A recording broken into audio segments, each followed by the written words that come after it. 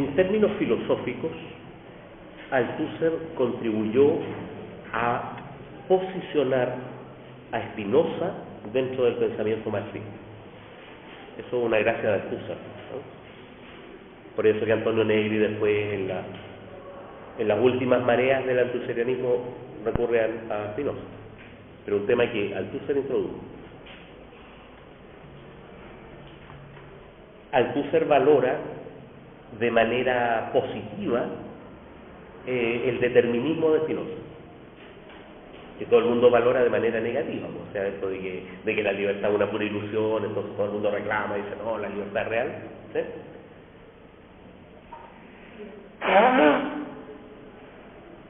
Althusser recoge la idea de que el sujeto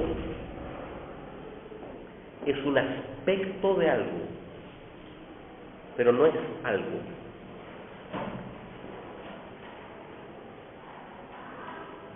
O para decirlo de manera más difícil, si está quedando muy claro,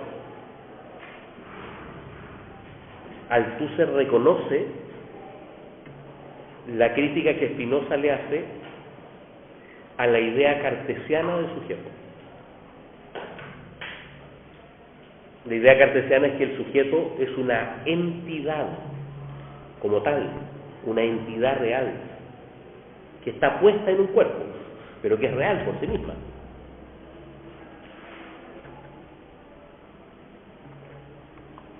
Entonces Althusser dice que esa idea cartesiana del sujeto es la que conduce al idealismo, a la primacía del subjetivismo frente a las determinaciones objetivas, a la objetividad.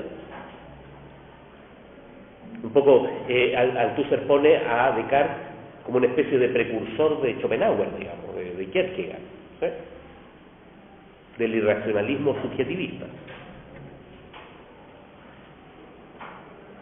Y entonces, tal como lo había hecho Levi-Strauss antes, Althusser niega que el sujeto sea una entidad real por sí misma.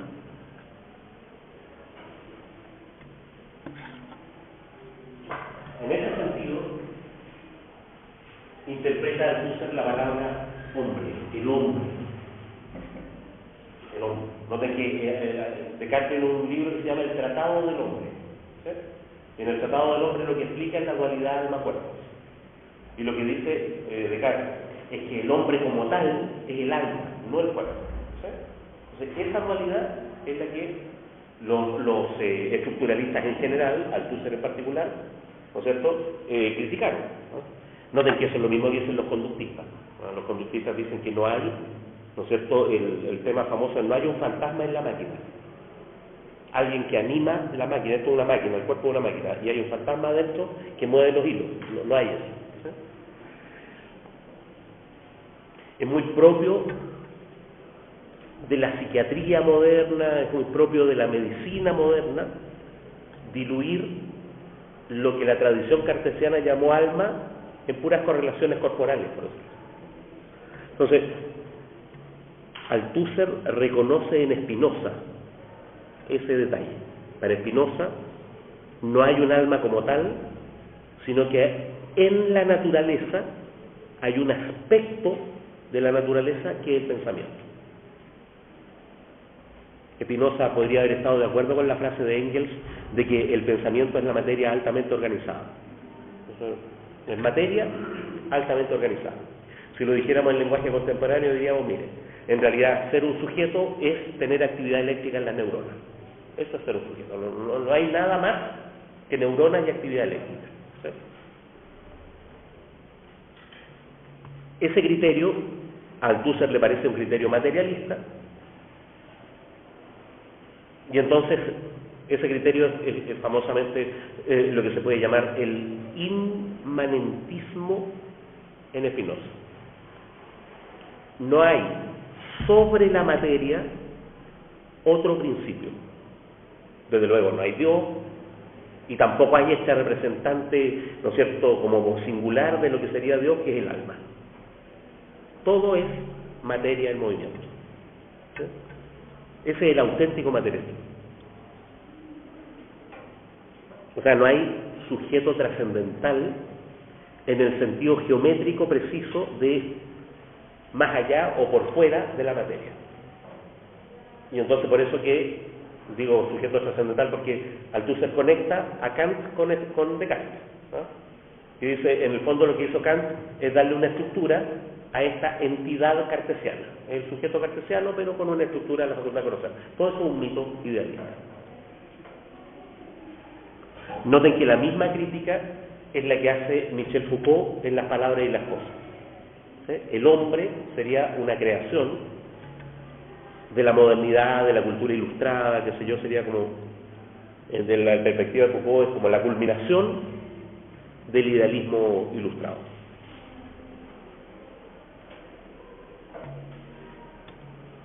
No, lo que llamamos sujeto no es sino un hecho social para Althusser, un hecho social. Hay hombre, pero solo situado. El hombre situado es la clase social. Las clases son hechos reales, materiales, compuestos de gente que se mueve, que hace sillas, ¿no es cierto?, que es explotada, que tiene intereses, etc. Eso es el hombre. Pues ya, entonces le dijeron, yo proclamo el fin del hombre y el antihumanismo. Entonces le hicieron la típica pregunta trivial: ¿cómo el fin del hombre y nosotros no somos hombres? ¿Cómo el fin del humanismo, o sea que usted es cruel como Atila, qué sé yo, porque no es humanista? Entonces tuvo que darle explicación, porque noten que cuando uno proclama el fin del hombre, uno dice, ¿cómo empezó la guerra nuclear? Es una manera espectacular de referirse a una cuestión un poco bien específica, pero de una manera ciútica. Entonces tuvo que darle explicación derecha, digamos, ¿sí? Entonces la explicación es esta: no es que no haya hombre, lo que no hay es sujeto cartesiano. Y para la ideología burguesa eso es el hombre. Por eso que hemos proclamado el fin del hombre. Y cuando Sartre habla de la libertad individual, está hablando de la libertad del alma cartesiana. Por eso el existencialismo es idealismo. El existencialismo no es una filosofía materialista. Cuando uno pone a esa alma cartesiana, la sitúa en cuerpos reales, entonces lo que encuentran no son libertades individuales, lo que encuentran es una clase social. El hombre, entonces, pero uno dice, bueno, yo, ¿dónde estoy? Bueno, usted es un efecto de haber nacido en una clase social. Y entonces viene una cosa que es bien espantosa para los pequeños burgueses en general, qué sé yo, y para los post-althusserianos también, que es que los individuos están completamente determinados por las estructuras de clase. Y entonces le reclamaron, ¿y dónde queda la autonomía individual? ¿Ya? Y en su época más furiosa, Althusser decía que la autonomía individual es un mito burgués. Porque no hay autonomía individual, aquí hay posiciones de clase. ¿Sí? No sé si se da cuenta que un poco fuertón eso, porque uno cree que uno se manda solo. No, nadie se manda solo. No hay voluntad individual. La voluntad solo se puede predicar de una clase. Es desde la clase social que llega a haber voluntades individuales, pero como derivación. ¿Sí? El hombre situado es la clase social. El hombre historizado es la lucha de clases. ¿Se da cuenta? Porque como clase social el hombre queda ahí hecho, hay hombres. Pero el asunto es más complicado, no es que haya hombres, los hombres están en lucha.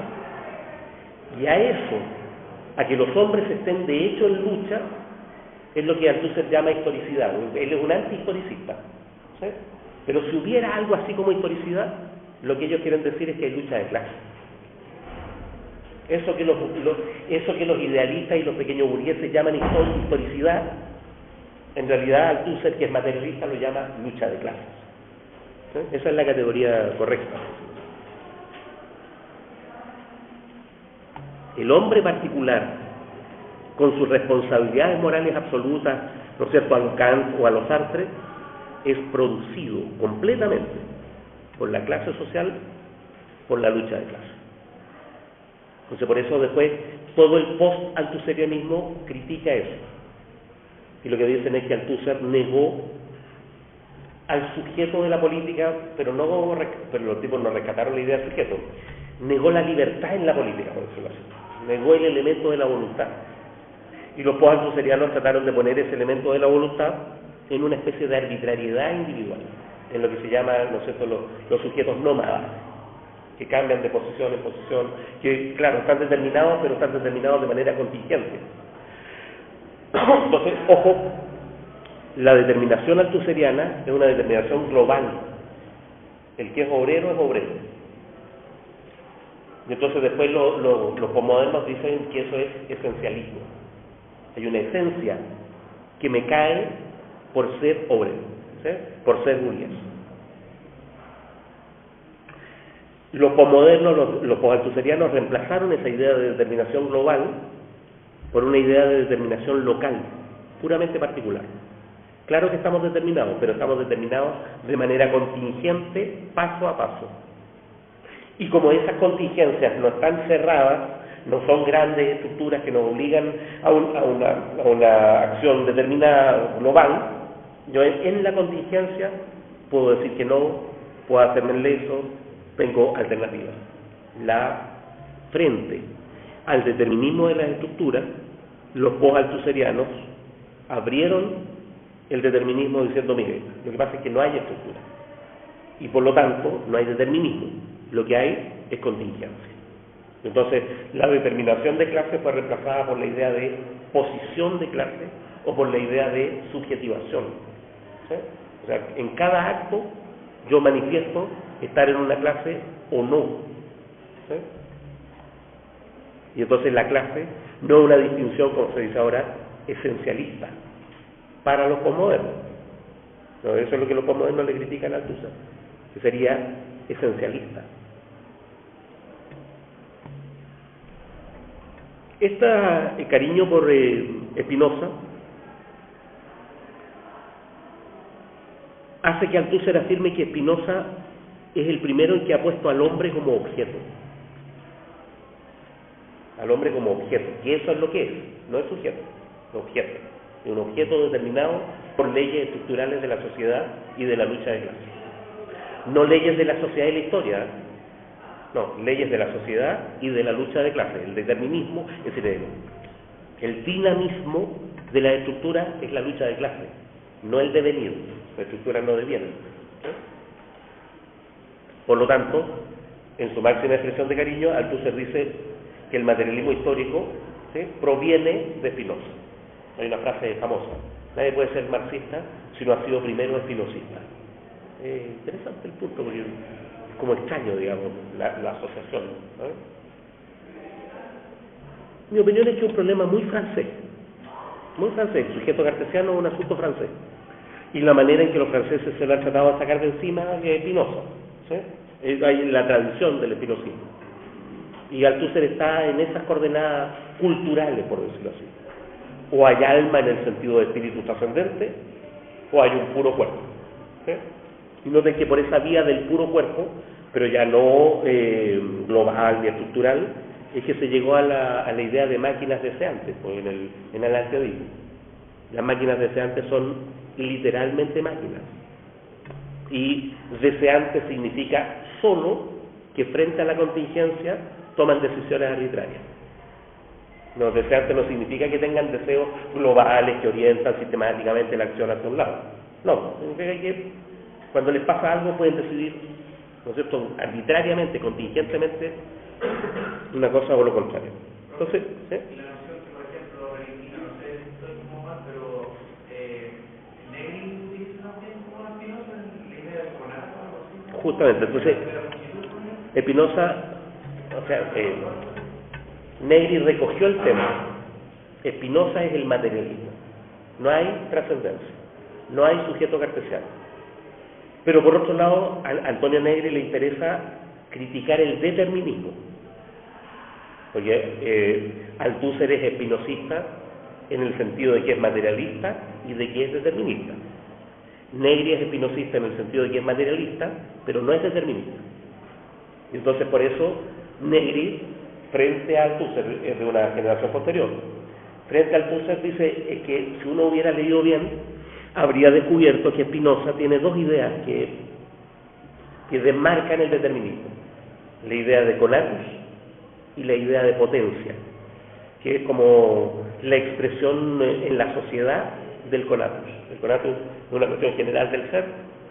El conatus se expresa como potencia, o sea, como posibilidad de la novedad en las relaciones sociales. ¿Sí? Entonces, ¿en qué sentido es espinosista uno y en qué sentido es espinosista el otro? Lo que tienen en común es que quieren criticar la idea de sujeto. La diferencia es que en esa época Althusser, ¿no es cierto?, era un determinista, y en cambio Antonio Negri en otra época le interesa más bien la contingencia, la posibilidad de la novedad. ¿Sí? Le interesa criticar lo que los tipos llamaron el cierre estructural de la acción. No hay más acción que la estructura permite. Entonces no hay novedad en la política. En cambio los posmodernos, ¿no es cierto?, dicen no, puede haber novedad en la política. ¿Por qué? Porque no hay estructura. Lo que hay es contingencia, ¿no? ¿Sí? Ahora, noten que esto de imaginar la revolución como novedad en la política es un poco frívolo. Pero estamos en París, digamos, así que no se le puede pedir mucha seriedad tampoco, ¿no?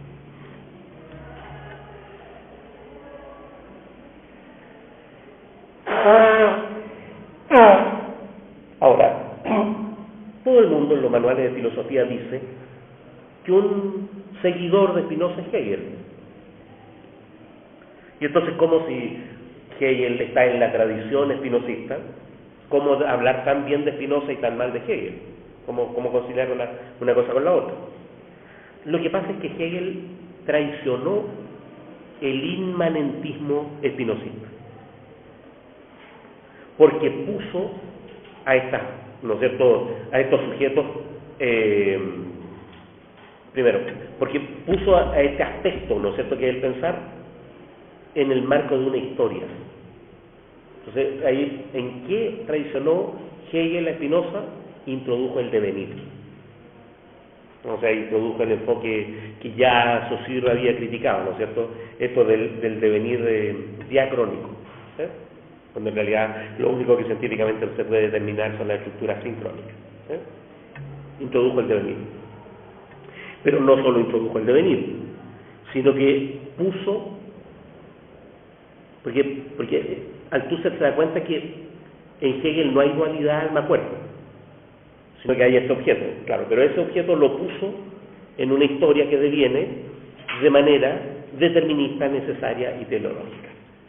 Althusser dice que la concepción de la historia que tiene Hegel es determinista, necesaria y teleológica.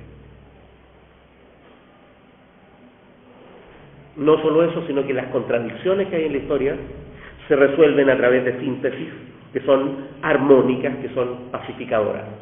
¿Sí? Entonces ahí uno se da cuenta de dónde viene tanta tontera que se dice de Hegel. Esta cuestión así como que se repite como machaconamente. Hegel, teleológico. ¿Qué teleología? Determinista. ¿Cómo opera la determinación? Necesaria. ¿Sí? Todas esas atribuciones son de la tradición althusseriana.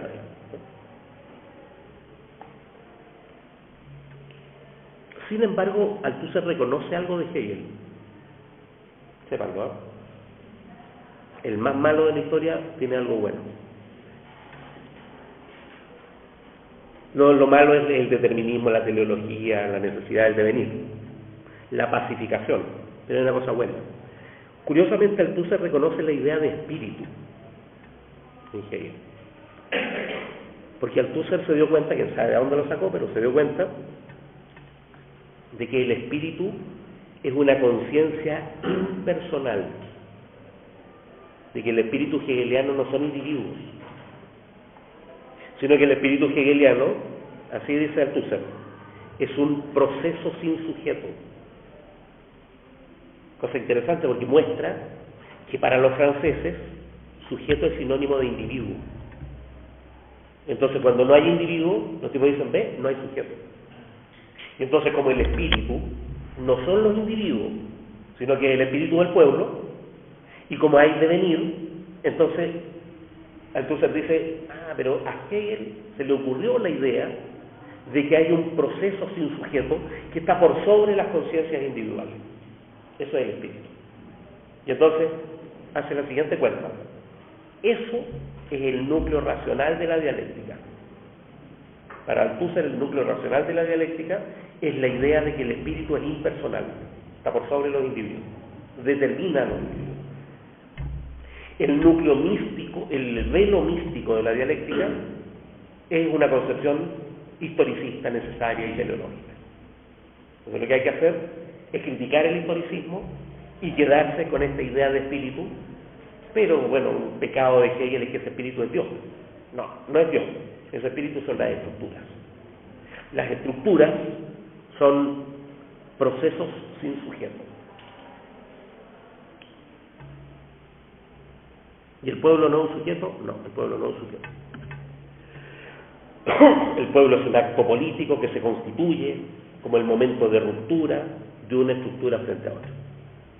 Entonces, se dan cuenta, es como extraño porque a uno le da la impresión de que si no hay sujeto no hay acción política, ¿sí? En cambio a Althusser le da la impresión exactamente contraria, de que si hubiera sujeto la política serían puras arbitrariedades individuales. Para que haya política el pueblo tiene que actuar de manera impersonal, ¿sí? Por sobre las voluntades individuales. Yo creo que ese es el núcleo racional de la mistificación althusseriana también.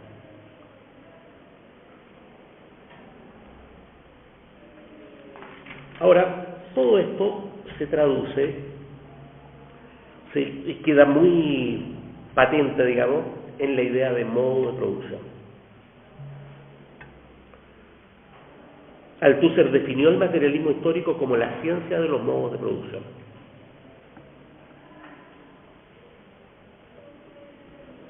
Hizo una distinción entre modo de producción y formación económico-social. Los modos de producción son estructuras, o sea, objetos determinables de manera objetiva, pero determinables además de manera teórica, caracterizables de manera teórica.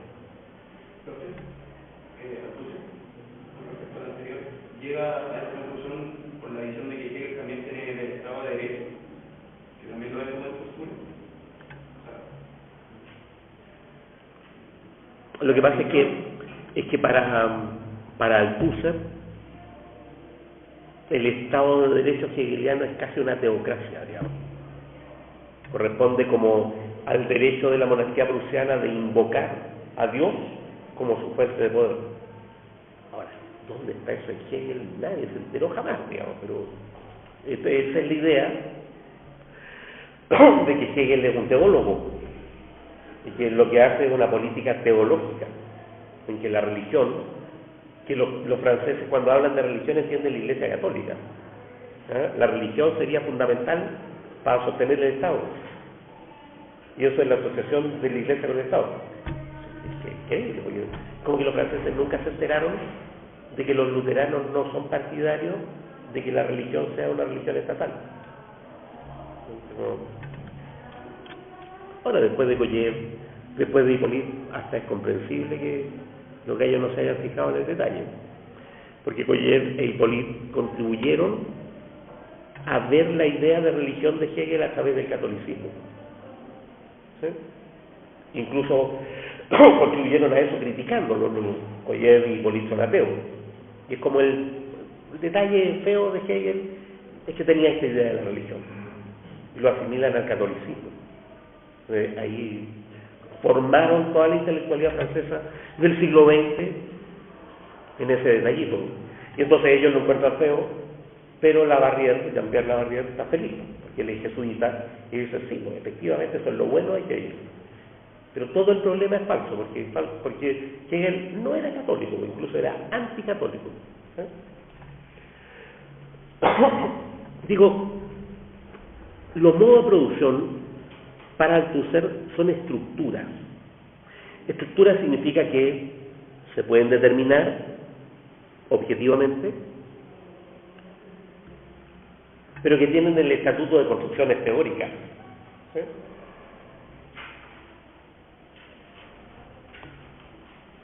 como la ley de gravitación. No sé si se dan cuenta que la ley de gravitación no es un hecho empírico, no, es una formulación teórica que rige un montón de hechos empíricos. El hecho empírico se llama formación económico-social. Las formaciones económico-sociales son realidades empíricas complejas. Puede haber incluso más de un modo de producción en una misma formación económico-social. La única condición es que siempre hay un modo de producción dominante. ¿Sí? Pero eso ya es un problema de la historiografía, es un problema de la sociología, no es un problema propiamente de la ciencia marxista. La ciencia marxista es la ciencia de los modos de producción. O sea, es una ciencia, digamos, con un grado relativo de abstracción respecto de estas realidades científicas. Los modos de producción tienen, según Althusser, tres esferas, ¿sí? Tres regiones, dice, ¿no? Que son cada una de ellas una estructura, ¿no? El dibujo de Althusser es que el modo de producción tiene una región que se puede llamar estructura económica, una región que se puede llamar estructura jurídico-política, son estructuras jurídico-políticas, pero por otro lado en singular, la estructura. ¿Sí? Y tiene una región que se puede llamar estructura también ideológica. Lo importante es que las tres son estructuras.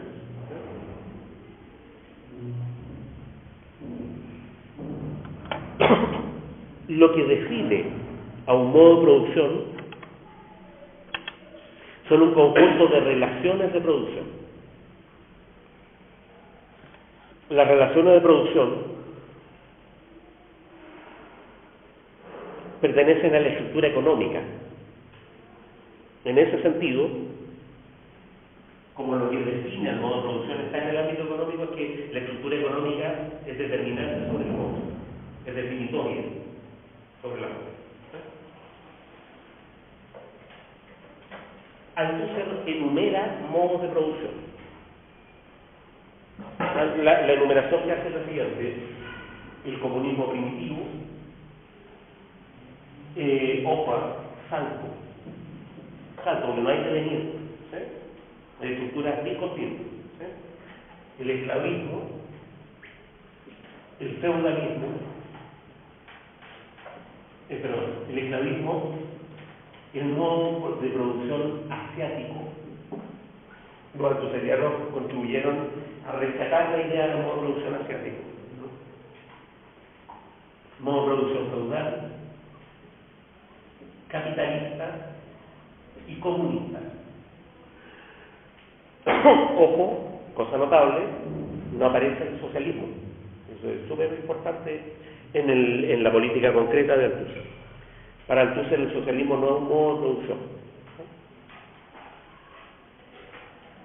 Vamos a ver enseguida qué clase de cosa es, digamos, pero no tiene ese estatus de gran estructura histórica.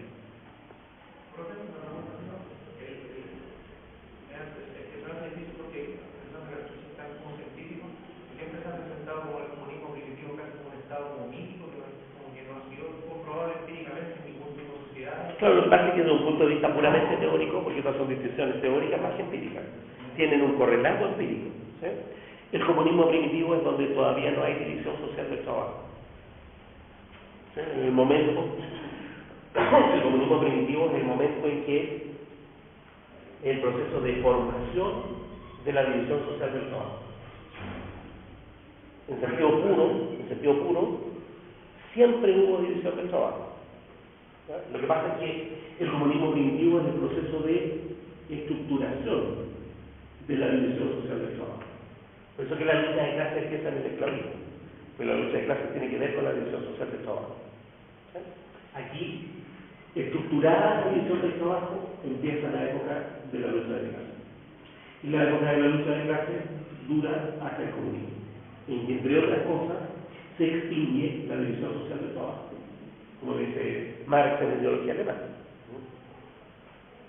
Entonces, hay una especie de necesidad teórica en poner un origen. ¿Sí? Y eso es una de las críticas de Derrida. En realidad dice que el marxismo, como todas las otras mitos, es un mito acerca del origen. Y que lo que hay aquí es la idea de una caída. En términos teóricos, no empíricos,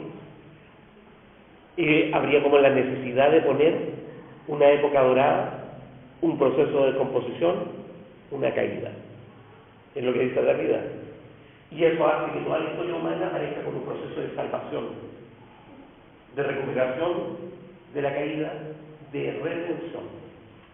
Eso es lo que dice Derrida. El hecho concreto es que efectivamente Althusser necesita ese origen teórico, ¿no? Una cuestión sobre la cual los althuserianos discutieron mucho y se sentían muy orgullosos es la idea de autonomía relativa de las regiones del modo de producción.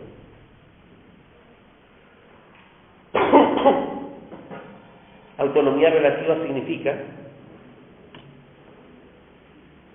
que en términos empíricos nunca coinciden exactamente las relaciones económicas con la ideología, con la estructura político-política. Hay atrasos y adelantos relativos de una región respecto de otra.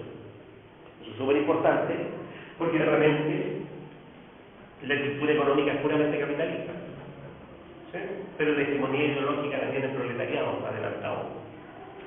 Y esa falta de adecuación es el motor de la revolución. Entonces la autonomía relativa les permitía a los althuserianos afirmar la importancia de la política. La política consiste en empujar las estructuras ideológicas más allá de las relaciones de producción que están establecidas. ¿Sí? Ahora, eso es relativo, ¿no? Esto no se puede hacer solo. En realidad la revolución es cambiar las relaciones de producción. Pero no se da cuenta, pero cuando uno trata de hacer eso, empujando la estructura ideológica, lo que está haciendo es hacer política. Propagar la conciencia de clase. La autonomía relativa de estas regiones era la manera en que los althuserianos criticaban el economicismo, por un lado, y el idealismo, por otro lado, el subjetivismo. ¿Sí? Esto de que uno se puede arrancar con los tarros respecto de la ideología, cambiar de la ideología la base económica. No, la autonomía es relativa. ¿Sí? Hay un marco de acción, pero en buenas cuentas es la estructura económica la que decide. Una manera de decir esto de la autonomía relativa es la distinción que hizo Althusser entre la estructura dominante y la estructura determinante. Noten que son 6 estructuras. Entonces, hay modos de producción en que la estructura dominante no es la estructura económica, es dominante. Lo que ocurre siempre es que la estructura económica es la determinante. Eso siempre ocurre.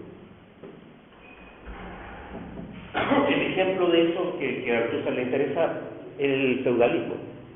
En el feudalismo la estructura económica es determinante, pero es la estructura ideológica la que es dominante. Para decirlo en chileno, las relaciones de dominación se hacen a través del cristianismo, que es un aparato ideológico. Eso es lo que él quiere recoger. Y eso es más flexible, digamos, que el economicismo. Eso significa que la dominación ideológica en la época feudal no es reducible a la base económica. Al revés. ¿Sí? Desde la ideología se afirma la base económica. No es que la base económica produzca esa ideología. ¿Sí? Y entonces eso, que haya un modo de producción en que en algún sentido la ideología es más importante que la economía, es lo que Althusser llamó sobredeterminación.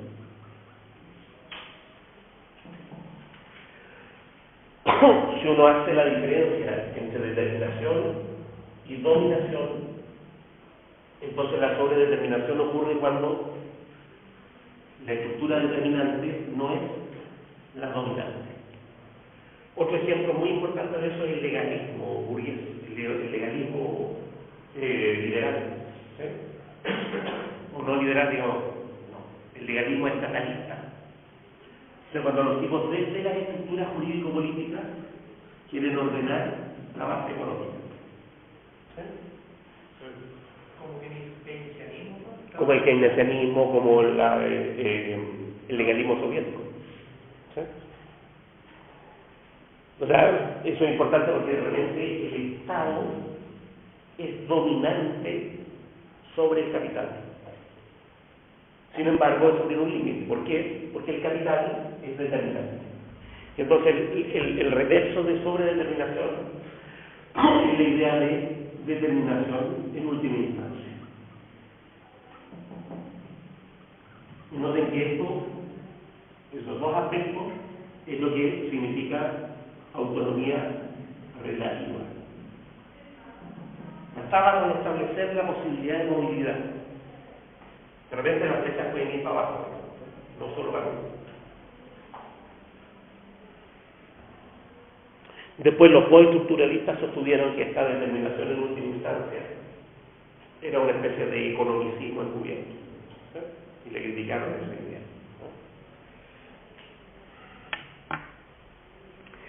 Otra cuestión que es súper importante de esta autonomía relativa es que cada estructura tiende a reproducirse por sí misma. Eso es súper relevante, porque desde luego todos entendemos que la estructura económica se reproduce. Es el movimiento del capital, producción y reproducción del capital. Pero lo que Althusser agrega es que las estructuras jurídico-políticas también tienden a reproducirse de una manera análoga. Hay trabajadores, hay productores, hay una especie de grupalías en juego aquí, que tienen que ver solo con el poder. Y de la misma manera las estructuras ideológicas tienden a reproducirse. Y hay autonomía entre estos procesos. Y eso le sirve al Althusser para tratar de hacer una teoría del Estado, ¿no? La autonomía de la reproducción del Estado como Estado. Entonces el Estado se reproduce independientemente, se reproduce igual, independientemente de si sirve a la burguesía o no. O el Estado tiene una lógica propia. Eso es lo que a Althusser le interesaba decir. Noten que eso es súper importante porque esa lógica propia es la que se ejerce a través de los aparatos ideológicos del Estado. Los aparatos ideológicos del Estado son una manera en que el Estado se reproduce como Estado. Ahora, por supuesto, hay una determinación. Se trata del Estado al servicio de la burguesía. Pero hay autonomía. De repente el Estado hace gestos que solo favorecen al Estado, no necesariamente favorecen a los burgueses. ¿Sí? Entonces, ¿cuál era el horizonte de esta autonomía relativa del Estado? Criticar el burocratismo soviético. ¿Sí? ¿Por qué? Porque lo que Althusser dice es que el socialismo soviético no es un modo de producción. El socialismo soviético es una sociedad mercantil, ¿sí? En que el Estado es dominante sobre la estructura económica. No se dan cuenta que es como para que le dijera maoísta, digamos, ¿no? El Estado es lo que después Olin Wright llama estatalismo, ¿sí? En la lógica de Althusser, lo que ha ocurrido, no tengo que decir que una sociedad mercantil, Althusser le quitó un término cuidadosamente. ¿Por qué? Porque lo usaban los trotskistas. Lo que él debería haber dicho es que la Unión Soviética era capitalismo de Estado. Pero no quiso usar ese término que, además de maoísta, trotskista, debería ser mucho. No, el socialismo real es una sociedad en que integran relaciones mercantiles. ¿Por qué? Porque hay trabajo asalariado, porque hay plusvalía, ¿no es cierto? Porque hay mercado, porque hay, no sé, vaivén de los precios, o sea, todo lo que ocurre en el capitalismo. ¿Qué es lo que ocurre? Que la plusvalía es administrada por el Estado, ¿sí? Pero como el Estado tiende a reproducirse él mismo, hubo un momento en que los burócratas empezaron a aprovecharse de la administración de la plusvalía. ¿Sí? Entonces, y por decirlo de alguna manera, la teoría del poder burocrático altuseriana. ¿Sí? El Estado se empezó a aprovechar. El Estado en el socialismo real es una desviación. ¿Sí? Althusser no llegó a considerar que la burocracia era una clase social. No, la burocracia es una especie de deformación. ¿Sí? En el socialismo, el carácter de clase del Estado es que el Estado está dominado por el proletariado. Pero la autonomía relativa del Estado hace que los burócratas se aprovechen de ese carácter de clase. ¿Entiendes? Que es la teoría más típica entre los marxistas, ¿no es cierto?, clásicos, que es que los fenómenos burocráticos son desviación de algo, no son algo como tal, ¿sí? Sino que son abuso, aprovechamiento, imperfecciones en buenas cuentas contingentes, ¿sí? No un fenómeno estructural, porque si no, noten que si Althusser hubiera convertido esto en un fenómeno estructural, entonces el socialismo sería un modo de producción, sería el modo de producción burocrático. Pero no, lo que él hizo es asimilar el socialismo a una sociedad mercantil dominada por el proletariado, en que los burgueses se aprovechan de ese dominio, de ese carácter de clase. Cuando Althusser dijo esto, todo el mundo entendió que estaba criticando a la Unión Soviética, y entonces le llovieron los palos y más maoísta quedó frente al partido, digamos, ¿no?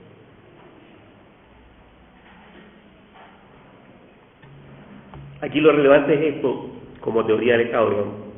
El Estado no es un mero reflejo de la base económica. Se reproduce por sí mismo, administra la violencia de clases al servicio de una clase dominante, convierte esa violencia en instituciones, convierte esa violencia de clase en poder y ejerce ese poder a través de estas instituciones que son los aparatos ideológicos del Estado. ¿Por qué le importaba a Althusser plantear las cosas de esa manera? Porque resulta que como hay autonomía relativa, se podía dar una lucha ideológica al interior de estos aparatos ideológicos. ¿Sí? Y entonces la idea era aparato ideológico del Estado, ¿no es cierto? El gobierno, la universidad, el sistema educacional en general, ¿sí? Eran también la iglesia en países determinados, pero ¿qué es lo que le interesaba a todos? Que como hay autonomía relativa en estas cosas, eventualmente uno podría dar una lucha para cambiar el carácter de clase de la universidad. Podría haber en un Estado burgués una universidad que tenga carácter de clase proletario. ¿Se dan cuenta? Y eso permite, ganando la lucha en ese espacio, mover, digamos, desde la autonomía del Estado, desde la autonomía ideológica, tratar de precipitar cambios hacia la base económica. ¿Sí? Para nosotros, chilitos, eso tiene una importancia muy grande, porque resulta que esto permitiría conceptualizar la lucha por el gobierno. ¿Se acuerdan? En la lucha de los vemos? Por eso Martha Harnecker vio el socialismo calcado en los vemos. ¿Qué está tratando de hacer López? Está tratando de aprovechar la autonomía relativa del Estado para cambiarle el carácter de clase al gobierno. Por supuesto, es el gran problema, ¿no es cierto? Ganar el gobierno no es ganar el poder, pero ganar el gobierno es ganar uno de estos aparatos a través de los cuales se mueve el poder. Entonces tenía sentido ganar el gobierno. Eso es como el camino althuseriano al reformismo, por decirlo así. Porque noten que se trata de ganar el gobierno, no el poder como entero. ¿Sí? Es como el lado gramsciano de Althusser. Se puede dar una lucha en las instituciones, en el sindicato, en la escuela, en la universidad, en el gobierno. ¿Sí? Eso frente a otra imagen en la cual o uno cambia la estructura económica o no cambia nada. La autonomía relativa permitía dar lucha de distinto tipo en distintos niveles, digamos. ¿Qué les parece? Sobre Althusser. El tema sobre la estructura ideológica es que no solo es muy los aparatos ideológicos. Los aparatos ideológicos, primero, son del Estado, ¿sí? Y segundo, son aparatos, o sea, son instituciones, ¿sí? Entonces, la escuela, cuando estamos hablando de estructura ideológica, estamos hablando del cristianismo, el marxismo, el estructuralismo, a ese nivel, ¿no?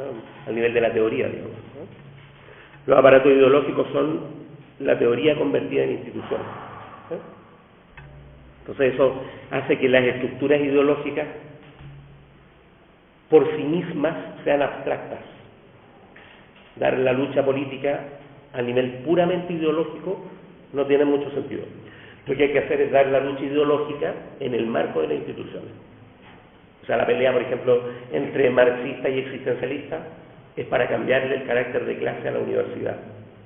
Porque eso tendría en el Estado, ¿no es cierto?, alguna importancia sobre las relaciones sociales, ¿sí? Porque no sé que las relaciones sociales de producción están en este nivel, y están las relaciones sociales de producción, ¿sí? Se puede decir eso de otra manera. Para Althusser, ese es el nivel de lo político. Ese es el nivel de lo político. Ahí es donde se da la lucha política, ¿sí? Y de alguna manera esa lucha política, cuando se resuelve revolucionariamente, lo que permite un cambio radical, un salto en las relaciones sociales, ¿sí? Pero las revoluciones no se hacen, por decirlo así, cambiando las relaciones de producción directamente, que es lo que hacían los socialistas utópicos, hacer cooperativas, repartir la propiedad, ¿no? Las revoluciones se hacen, ¿no es cierto?, en el ámbito de lo político, porque de esa manera las revoluciones son radicales, son generales, tienen la universalidad de la estructura, ¿sí? Es desde la política que uno puede abarcar el modo de producción como, ¿sí? Entonces, bueno, ya a las 11 de la noche uno se pone melancólico. Digo por las clases de André Gunder Frank, año de Nuestro Señor de 1971, Universidad de Chile, ¿no es cierto?, Primavera de la Patria. Y Gunder Frank, que hacía clases de altuserianismo, eso era lo que hacía, explicaba estas cosas. A los rotos y a los ignorantes, a los indios, digamos, porque nosotros éramos los indios y él venía con la gran. Entonces él ponía énfasis en una cuestión, ¿sí? Decía, es en el orden de lo político donde se resuelve la revolución. Y a nosotros nos parecía obvio, así como, obvio, pues, si la revolución es un hecho político. Pero ¿qué es lo no obvio? Lo no obvio es que no basta con suprimir la propiedad privada. O sea, no basta con cambiarle el carácter de clase a las relaciones sociales de producción. Lo no obvio es que hay que ganar todas las instituciones para que esa supresión de la propiedad privada tenga sentido. O sea, si uno pierde el gobierno, no logra hacer nada, no ocurre el comunismo, ¿sí? Entonces, eso es, lo que parecía obvio no era tan obvio, ¿sí? Tenía que ver con una crítica del economicismo, ¿sí?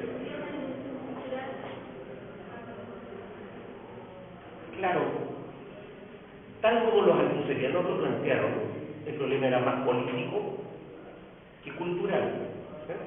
Y entonces por eso después los críticos del altuserianismo se hicieron gramscianos, porque dijeron, ¿sabe qué? Resulta que hay instituciones, primero, que no tienen forma de instituciones, son instituciones en el sentido más amplio de la palabra, la familia, el folclore, la costumbre, ¿sí? Y que no son, por eso entonces no son aparatos, son instituciones que no son aparatos, y no son del Estado, ¿sí? Están por fuera del Estado. Y entonces los que se llamaron después, como la Clau en su época eran gramscianos, ¿cierto?, se llamaron gramscianos, pusieron el énfasis en la sociedad civil. ¿Qué era la sociedad civil? Lo que estaba frente al Estado. Ahí hay una pelea que dar. Y Gramsci, al parecer, había valorado eso. Entonces, bueno, ¿dónde está? Y donde es de hacer dicotomía, ¿no es cierto? No es esto, sino lo otro. Entonces, lo que decía, mire, en realidad no se trata de esto, sino de lo otro. Nosotros más cuerdamente podríamos decir, claro, resulta que este ámbito de lo político que tiene que ver con los aparatos del Estado no se puede controlar, no se puede dominar realmente, si no hay todo un ámbito paralelo con las instituciones que no son del Estado, pero que tienen un papel ideológico también importante, ¿no? Entonces, claro, esa es la otra pelea que tiene que ver con la crisis y la disolución del altuserianismo, la pelea por lo cultural. Entonces los altuserianos tenían esta pelea por lo político. Los gramscianos posteriores, no los gramscianos clásicos, la pelea por lo cultural. Y ellos le atribuían a los soviéticos, ¿no?, la idea de que la revolución era un hecho económico. Que una atribución, en realidad los soviéticos nunca entendieron eso. Pero tanto los altuserianos como los gramscianos criticaban el economicismo. O sea, la idea de que si uno suprimía la propiedad privada, todo el mundo tenía mentalidad socialista al día siguiente. No, lo que había que hacer era crear el hombre nuevo y crearlo a partir de las masas mismas y todo eso. Pero eso es posterior, eso es del 75 para adelante, ¿no? Y el mismo Althusser estuvo de acuerdo en toda la última época con esa especie de culturalismo que surgió como una especie de moderación del estructuralismo, ¿sí? Claro, el modo de producción es la estructura de las estructuras. Y a estas estructuras, primero, cada una se llama estructura. Pero entonces se refiere a ellas como regiones de algo. ¿Sí? Las regiones. Y es importante eso porque hay saberes también ahí. Hay un saber de lo económico, hay un saber de lo jurídico-político, un saber propiamente ideológico. Preguntas.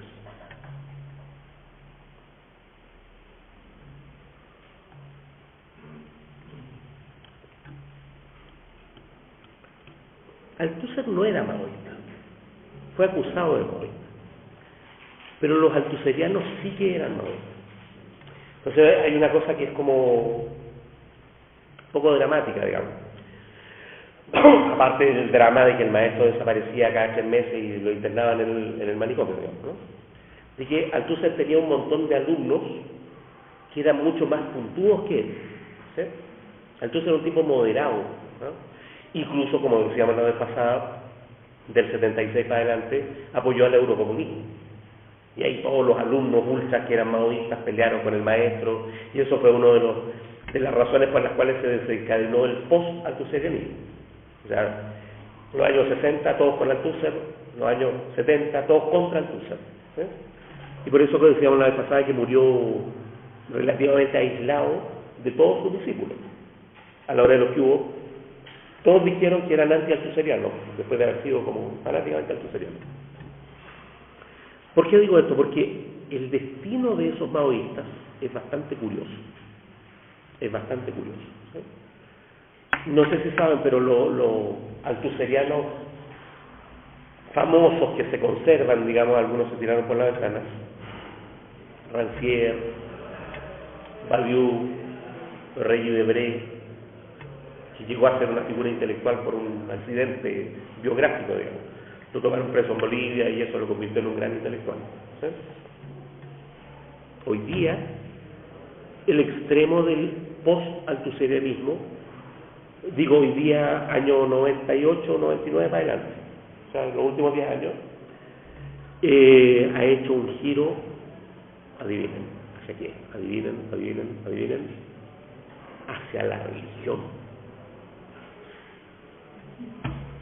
Y han descubierto la verdad de la fe.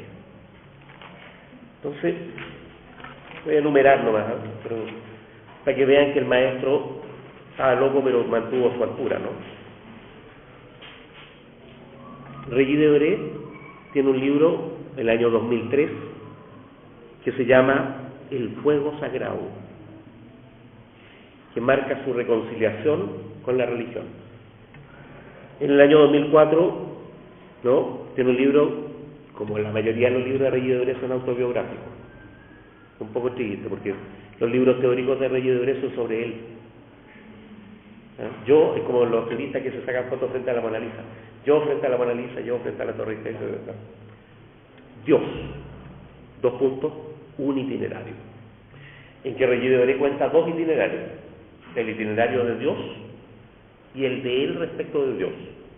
Y muestra que él tuvo una época moderna en su vida. En mi vida yo viví la modernidad, ¿sí?, que es el olvido de Dios. Y muestra que Dios es más fuerte. Y que en su vida eso ha llegado a manifestarse. Reyes de Oret, ¿sí? Y él cuenta una cosa que es como, a la larga no resultó anecdótica. Cuenta que cuando estaba preso en Bolivia, porque Reyes de Oret siempre cuenta que estuvo preso en Bolivia, con el Che Guevara, lo único que pudo leer fue un libro sobre el Papa Gregorio del siglo XII. Hay un texto muy importante de Oret que se llama Crítica de la razón política, y él recupera ahí a Gregorio como un modelo de acción leninista. Bueno, ustedes saben, no sé si saben, pero Alain Badiou es otro de los altuserianos importantes, ¿sí? En el año 2001 tiene un libro que se llama Sobre la creencia o de la fe, en que hace el mismo ejercicio pero con San Pablo. San Pablo inventó el leninismo, ¿sí? No sé si saben, pero Antonio Negri al final del libro Imperio dice que el gran ejemplo político que hay que seguir es el de San Francisco de Asís, ¿sí? Cuando sí se puso a discutir con Badiou, le dijo: mira, en realidad no es San Pablo, el leninismo es totalitario. No, al que hay que recurrir es al libro de Job. Donde que el libro de Job, dentro de los profetas, no es el más puntuo, ¿no? Job es el libro de los lamentos. Y uno podría haber invocado a Isaías, ¿no es cierto?, como el puntúo, ¿no? Job es el libro de los lamentos, ¿sí? Pero no crean, Habermas, en el 2002, escribió uno de esos infinitos libros. Habermas ha escrito como 200 libros, pero que se llama Religión y Racionalidad, en que por fin Habermas dice: mire, que no puede haber racionalidad comunicativa si no estamos todos animados por algo así como el sentimiento cristiano de comunidad, lo que implica una reconciliación con Hegel, una reconciliación con el cristianismo, pero con Hegel conservador, digamos, Habermas. Terry Eagleton, que es uno de los críticos duros contra la posmodernidad, ¿sí?, en el año 2006, en la Newlet Review, sacó todo un pronunciamiento, ¿no es cierto?, una especie de declaración de principio, digamos, ¿no? Ante el caos universal, yo vuelvo al cristianismo radical de mi juventud. Y se volvió la política inglesa además, pues no se da cuenta. En Inglaterra hacer política cristiana de base es como ponerse al ridículo universal. Vuelvo al cristianismo de izquierda, mi referente es la teología de la liberación latinoamericana. ¿Sí? Terrible, ¿no? Lo mismo ha pasado con teóricos que fueron muy importantes en los países socialistas, ¿eh? Wolfgang Haug, Roland Boer, que son mucho menos conocidos acá, pero Roland Boer puso de moda en el año 2007 un libro que se llama Marxismo y Teología. Marxismo y Teología. Dentro del renacimiento del marxismo en Europa, una de las líneas es esta, de Marxismo y Teología. Los tipos han reivindicado a Ernst Bloch, ¿sí? Ernst Bloch con un libro que se llama El Principio de Esperanza, que es de 1923. ¿Sí? Entonces, altuseriano, maoísta, post-altuseriano, postmoderno, mal pronóstico. Mal pronóstico, porque uno pone los términos sobre la mesa y trata de armar un vector, ¿no? Y dice: ¿y a dónde apunta este vector?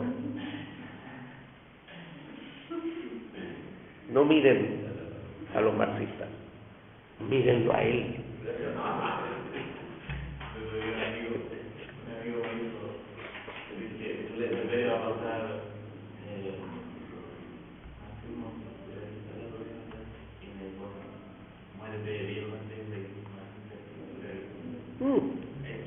Claro. La esperanza es que cuando uno se muera de viejo, se vaya al cielo. ¿Sí? Marxista estructuralista no, católico sí, es una cosa melancólica. Quería preguntar por lo que claramente permeamos en este tratado de materialismo histórico. Dice que con mayo 68 el marxismo estructuralista no fue capaz de dar respuesta. Se quería preguntar por los alcances del hecho político que tenemos del medio, porque de hecho tiene toda la crisis posterior. Bueno, Alain Badiou hasta el día de hoy dice que el mayo del 68 francés es la Comuna de París del siglo XX, ¿sí? Y que sigue hasta el día de hoy sosteniendo que la historia política del siglo XX es antes de mayo, después de mayo. Lo que Badiou sostiene es que los chinos traicionaron la revolución cultural. No, eso lo dice hace mucho tiempo, no solo ahora con la industrialización china, ¿sí? Y que la única revolución cultural, ¿no es cierto?, realmente profunda fue la rebelión estudiantil de mayo del 68. ¿Sí?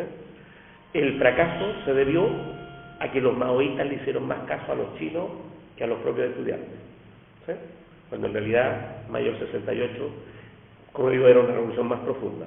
Ahora, ahí ocurrió una tragedia y muestra lo importante que era Althusser. ¿Sí? Althusser estaba en el manicomio y cuando se pronunció, cuando volvió a hablar, ya andaba con el eurocomunismo casi. Y entonces hay un vacío de interpretación respecto de mayo del 68 que todos los discípulos trataron de llenar y nunca se pusieron de acuerdo sobre el significado político. ¿Sí? La mayor parte de los maoístas lo que dicen es que mayo del 68 fracasó por culpa de los comunistas. ¿Sí? Badiou, más extremo, dice que mayo del 68 fracasó por culpa de los maoístas. Incluso los maoístas traicionaron el espíritu del movimiento. ¿Sí? Pero aparte de esta cuestión de fracasó, no hay un análisis. ¿Sí? Entonces, y yo creo que Althusser podría haber dicho algo más de fondo, o haber hecho un pronunciamiento que obligara a todos estos otros a decir algo más de fondo, porque efectivamente Althusser era un tipo más creativo, por decirlo así, el que pone las ideas en juego y todos los demás las comentan, las amplían, las conocen. Entonces justo el maestro falló en un evento político que para ellos es fundamental. ¿Sí? Yo creo que el mayo del 68 es interesante, ¿no es cierto?, es la toma de la Universidad Católica, pero no le voy a ganar a ningún francés con esa tesis, digamos. Eso es.